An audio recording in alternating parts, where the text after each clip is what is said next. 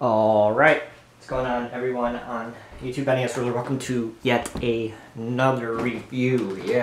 So I hope everybody is doing well. I have been extremely busy. I've been working on a thesis graduate film. I've been unit producing, managing that, so pretty much making sure everything runs smoothly on set. So been really busy, but we'll rewrap on Sunday, so hopefully when that comes around I'll have some more time to watch some more movies, because I just haven't had time to watch that many lately. So we'll be talking about a film that comes out on, when does this come out? October 6th.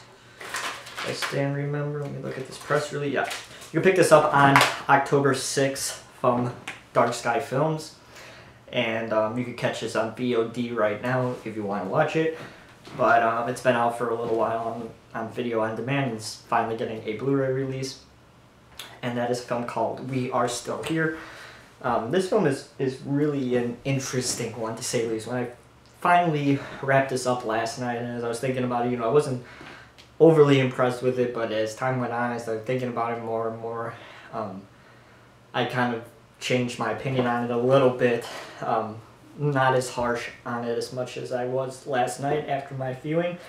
So the film follows Paul and Annie. They are a couple who move to a house in New England after their son dies in a car crash. So just two people, a life-changing event, move to a house in New England. That's been done before. It's an okay backstory. So they get to the house and they realize that something's not right with the house. For example, the basement is really hot, and they can't figure out why it's hot as it is. So they call a electrician, and the electrician comes, and he gets severely burnt when he was in the basement by some mysterious force. So after that we get the neighbors of Paul and Annie who come make a visit, and we are introduced to the character Dave, who is like a mayor type of a figure of this small town in New England. And Dave tells them the history about the house that they're living in, and how the family that used to live in there turned the house into a funeral parlor, and they were selling, the guy who was running the funeral parlor was selling the dead bodies of the people to either medical students or medical universities, or selling them to Chinese people in Boston who were making them into chop suey. So and then the family who was, the father who was selling these bodies, his wife and his kid were run out of town on the lines. And as the film goes on, we start to learn that is not the case, and something else is going on with this mysterious curse that is going on the city, and the twists and turns between what actually happened inside this funeral parlor and what is actually the truth. So people get started slashed off one by one by these ghosts in this funeral parlor, stuff that we've seen before. But when we get to the climax of the film, I think that's really when the film shines.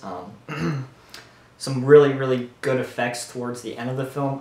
The CGI in the first 65 minutes or so is spotty in some places. It's not the best looking, to be completely honest, but as we got to the end of the film, we started to see some more practical effects, some really nice effects. So it kind of balances out on that sense, with the CGI and the practical effects. On one spectrum, CGI looks pretty bad, but on the other spectrum, the practical effects look good. So so when we get to the ending climax, I think really that's where the film shines. It's really interesting, and you have this whole hour and 5-minute narrative all wrapping up and building up to this really interesting climax at the end. and I really think that's where the film shines. So overall, this film is pretty interesting. It's a slow burner, that's for sure, even though the film's only 83 minutes with the credits. Without the credits, about 78 minutes, so it's a really short film, but it's a really slow burner for the first hour and 5 minutes of the film, and then the last 15 minutes of the film really packs a punch and really hits home at the message that the film was trying to get across. The film is very Thai Westy, if that makes sense. The mise-en-scène and the cinematography is very reminiscent of a Thai West film. The lighting especially is this straight out of Innkeepers and House of the Devil, and some of the shots, Thai West likes to use long shots to introduce settings and characters, and you could see that clearly in this film as well in a few points where the shots are very reminiscent of a Thai West film.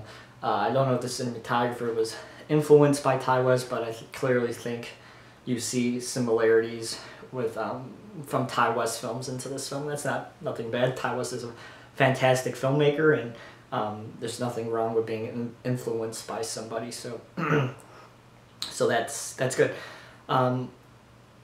Overall, I think you should check out this movie.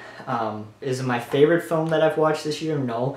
But it's definitely one of the more interesting ones and most well-made ones. Cinematography is really, really fantastic, like I just said. So it's one of the more well-made films of the year, indie films of the year, that's for sure. And the climax really, really is the main point to watch this film. I think it's really, really solid. It has some interesting things going on. So, but there are some plot holes, unfortunately, and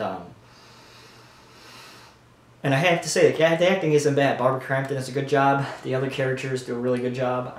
It's not overacting, not any of that. So I have to give them that. At least the acting was good, and like I said, cinematography, mise-en-scène, all good. CGI, some little bit of plot holes, but besides that, pick it up. You can get it cheap. I think this is like you get this for like $10, like most dark sky film releases on Amazon. So. You guys get a chance, pick it up. It's an interesting ghost story. It didn't really blow my mind, but I think it's worth a watch if you guys get a chance. So that should be it. If you guys like this video, please give it a thumbs up. And as always, you can follow me on Twitter, twitter.com/NESRuler22. And I'll talk to you guys soon. Hope everybody's doing well, and I'll see you guys soon. See you guys.